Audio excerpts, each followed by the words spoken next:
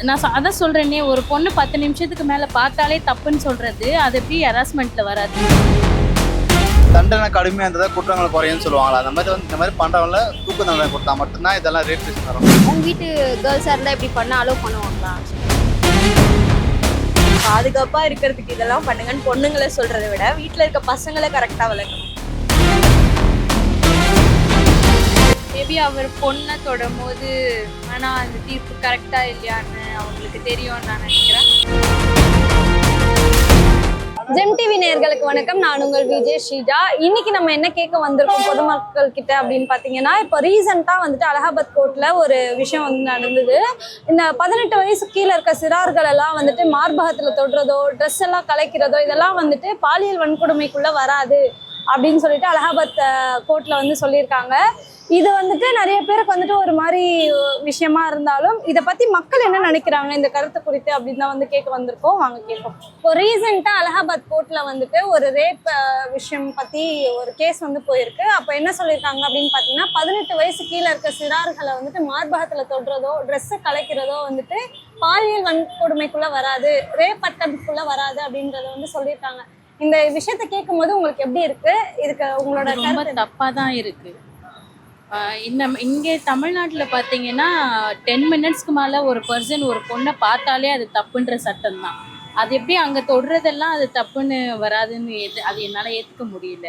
ஆக்சுவலாக இதை பொறுத்த வரைக்கும் கேர்ள்ஸ்னாலே ஒரு சர்டன் ஏஜுக்கு அப்புறம் அவங்கள டச் பண்ணுறது, அவங்க அலோவ் பண்ணாமல் டச் பண்ணக்கூடாது. அது யூஸ்வலாக நம்ம அதை கடைபிடிக்கணும்.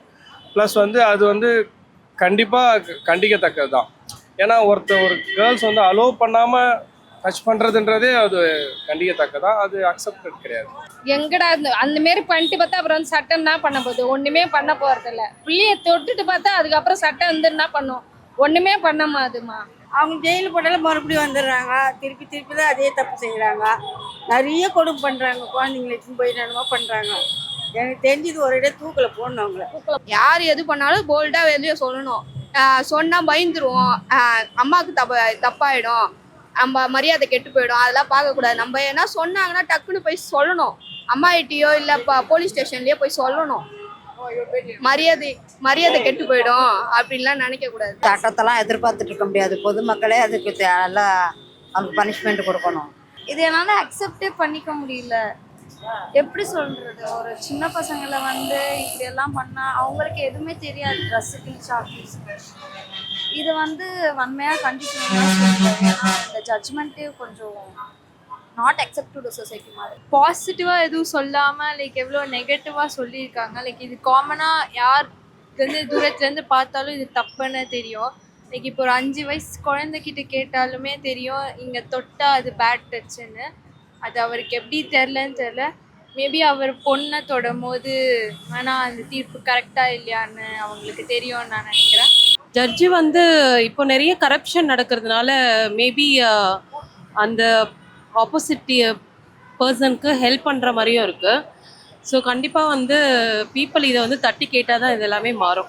அதான் சொல்கிறேனே, ஒரு பொண்ணு 10 நிமிஷத்துக்கு மேலே பார்த்தாலே தப்புன்னு சொல்கிறது அது எப்படி ஹராஸ்மெண்ட்டில் வராது? ஒரு குழந்தைய பேட் டச் குட் டச்ன்னு சொல்லி கொடுக்குறோம். பேட் டச்சு அவ அனுமதி இல்லாமல் அவளை தொடுறதே தப்பு தான். ஒரே ஷூட்டிங் ஆர்டர் ஒரு 2 பேர் இன்னைக்கு கொடுத்துனாலே அது ஆட்டோமேட்டிக்காக வரும். அந்த ஷூட்டிங் ஆர்டர் நம்ம எடுக்காதனால தான் அந்த நடவடிக்கை பண்ண முடியல. வெளிநாட்டில் பண்ணால் கையை எடுத்துறாங்க, காலை எடுத்துடுறாங்க. அதனால வந்து நம்ம நாட்டில் பண்ண முடியல. அது மாதிரி ஒரு 2 பேர் ஷூட்டிங் ஆர்டர் கொடுத்தா இந்த இப்போ செயின் அடிக்கிறாங்க போகிறானுங்க. எப்படி நடந்தது? அங்கேருந்து வரான்னு தெரியும். ஆதார் கார்டு அத்தாச்சிட்டு வரணும். ஒன்றுமே கிடையாது. இந்திக்காரனை பெருகு விட்டாதான் வரும், வேறு வழி கிடையாது. எதுக்கு இந்த மாதிரி இப்படி பண்றாங்க? பெண்களுக்கு ஒரு மோட்டிவேஷன், ஒரு ஃப்ரீடம் எதுவுமே இல்லை. இது மாதிரி ரொம்ப பண்ணவே கூடாது. அவங்களுக்கு சரியா தண்டனை கொடுக்கணும். நம்ம ஊர்ல தான் வந்து ரொம்ப சின்ன பசங்க 3 months அந்த வயசுலயே வந்து இதெல்லாம் நடக்குது. இது எப்படி 18க்கு மேலே ஆனாதான் இது வந்து செக்ஷுவல் ஹராஸ்மெண்ட்ல வரணும்னு சொல்றாங்கன்னு எனக்கு புரியல. எந்த வயசுனாலுமே ஒரு பொண்ணுக்கு நடக்கிற ட்ராமா எல்லாமே வந்து சேமாக தான் இருக்க போகுது. லைஃப் லாங் அதை அஃபெக்ட் பண்ண தான் போகுது. ஸோ இது வந்து செக்ஷுவல் ஹராஸ்மெண்ட்டாக தான் பார்க்கணும். தப்பு ஃபஸ்ட்டாக நம்ம ஒரு பொண்ணு பர்மிஷன் இல்லாமல் நம்ம பண்ணுறது ரொம்ப பெரிய தப்பு தான். ஃபஸ்ட்டு அவங்க ஒன்று அதான் ஒரு தண்டனை கடுமையாக இருந்ததா குற்றங்கள் குறையும்னு சொல்லுவாங்களா? அந்த மாதிரி வந்து இந்த மாதிரி பண்ணுறவங்கள தூக்கு தண்டனை கொடுத்தா மட்டும்தான் இதெல்லாம் ரேபிஸ்ட் வரும். நம்ம ஆரம்பத்தில் நிறைய ரேப் இதெல்லாம் பார்த்துட்டு எதுக்குமே ஒரு சரியான தீர்ப்பு வர மாட்டேது. ஸோ நீ சரியான தீர்ப்பு நம்ம தமிழ்நாட்டில் கொடுத்தா தான் நெக்ஸ்ட் பண்ண வரவும் பயப்படுவான். இல்லை, ஒரு சிலவங்க எதனால் கம்ப்ளைண்ட் பண்ணுறது இல்லைன்னா இதனால் அது பின்னாடி போகணும், அது டைம் ஸ்பெண்ட் பண்ணணும், இதனால் சொசைட்டிக்கு நம்ம வீட்டில் இருக்க பொண்ணோட பேர்லாம் தெரியும் அப்படின்ற ஒரு கஷ்டத்தினால யாரும் போகிறது கிடையாது. பட் ஒரு சிலவங்க படித்த பசங்க இப்போல்லாம் வர ஆரம்பிச்சிட்டாங்க. சரியான தண்டனை கொடுக்கணும். அவனை ரோட்டில் விட்டு துப்பாக்கியை சுடணும். ஒருத்தனை சுத்தம்னு வச்சுக்கோங்க, தப்பே செய்ய மாட்டான்.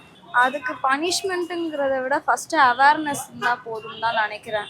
ஏன்னா வந்து எந்த ஒரு தண்டனைனாலும் வந்து ஒரு இப்படி நடக்குதுன்னா அது கோர் வேல்யூ வந்து கண்டுபிடிக்கணும். ஏன்னா வந்து இந்த இப்போ இருக்கிற சில்ட்ரன்ஸ் மத்தியில் வந்து அவேர்னஸ் கன்ஃபார்மாக இருந்தால் தான் அவங்க இந்த மாதிரி நடக்குதுன்னு. ஏன்னா வந்து எப்போவுமே ஒரு ரேப் கேஸுங்கிறது வந்து சில டைம்ஸில் ஏதோ தானும் நடக்கும், சில பேருக்கு வந்து நடந்துக்கிட்டே இருக்கும். அது வந்து அவங்களுக்கு அட்ரஸ் பண்ணுற மாதிரி அவேர்னஸ் க்ரியேட் பண்ணணும். அதுக்கு செக்ஸ் எஜுகேஷன் கொண்டு வந்தால் நல்லாயிருக்கும். என்னை பொறுத்த வரைக்கும் அவங்க தான் நிஜமாவே பண்ணியிருந்தாங்கன்னா நேராக லைக் தூக்கு தண்டனை தான் அவங்களுக்கு. அவங்க நிஜமாவே பண்ணியிருந்தா லைக் அதான் கடைசியாக பண்ண வேண்டிய ஒரே விஷயம். அப்போ தான் நெக்ஸ்ட் யாரும் வந்து இந்த ஃபைன் கட்டுறது அது இதுன்னு பண்ணாமல் நேராக அவங்களுக்கு லைக் என்ன பனிஷ்மெண்ட்டோ அது கொடுத்தா தான் கரெக்டுன்னு நினைக்கிறேன். அவங்க வீட்டு கேர்ள்ஸாக இருந்தால் இப்படி பண்ண அலோவ் பண்ணுவாங்களா? மெயினாக வந்து அது மாதிரி ரொம்ப ரேபிஸ்ட்லாம் இருக்காங்கன்னா அவங்கள வந்து தூக்கு தண்டனை கொடுக்கறதே பெஸ்ட்டு. ஏன்னா அதுலேருந்து பார்த்து தான் ஒருத்தன் பயப்படுவான். அதில் சட்டத்தில் நிறைய ஓட்டை இருக்கனால அவன் எஸ்கேப் ஆகி 10 வருஷம் 5 வருஷம் சர்வே பண்ணிடுறான். அதெல்லாம் பார்த்து பெருசாக தெரிய மாட்டேங்குது. ஸோ அவங்களுக்கு தூக்கு தண்டனை கொடுக்கறது பெட்டர். நம்மளுக்கு எப்படி சொல்லி வளர்த்தாங்கன்னா இது எப்படி அவாய்ட் பண்ணும் அப்படி தான் சொல்லி வளர்த்தாங்க. லைக் அது அகெயின்ஸ்டாக நிற்கிறத எப்படி அவாய்ட் பண்ணுறதா சொல்லி வந்து வளர்த்துருக்காங்க. ஸோ என்ன ஏதாவது கமெண்ட் பாஸ் பண்ணால் நான் மோஸ்ட்டாக அவாய்ட் பண்ண தான் ட்ரை பண்ணுவேன். நான் அப்படியே விட்டுருவேன். ஏன்னா நான் இப்போ நின்று அவங்கள கேட்டாலும் அவங்க மாற போகிறது இல்லை, அடுத்த வாட்டி அதை பண்ண தான் போகிறாங்க. ஸோ நான் அப்படியே விட்டுருவேன். அவர் சரியான தண்டனை தான் கொடுக்க சொல்லுவான். ஜெயிலில் 20 வருஷத்துக்குள்ளே போட்டால் தான் அந்த மாதிரி பண்ண மாட்டான். இல்லைன்னா நடு ரோட்டில் வச்சு அவனை சுட்டு கொல்லணும். யாரையாவது 4 பேர் அப்படி பண்ணால் தானே திருப்பி தப்பு பண்ண மாட்டாங்க. ஏற்கனவே கவர்மெண்ட்டில் வந்து எல்லா சிஸ்டமேட்டிக்காகவும் சொல்லியிருக்காரு, ஸ்டாலின் சொல்லியிருக்காரு. ஸோ லேடிஸ்க்கு பொண்ணு தொட்டா கெட்டான்னு சொல்லிட்டு நிறைய வருது, ஊடகங்களில் நாங்களும் பார்த்துட்டே இருக்கோம். ஆனால் வந்து அதுக்கேற்ற வெறும் ரூல்ஸ் அண்ட் ரெகுலேஷனை ஃபாலோ பண்ணணும்.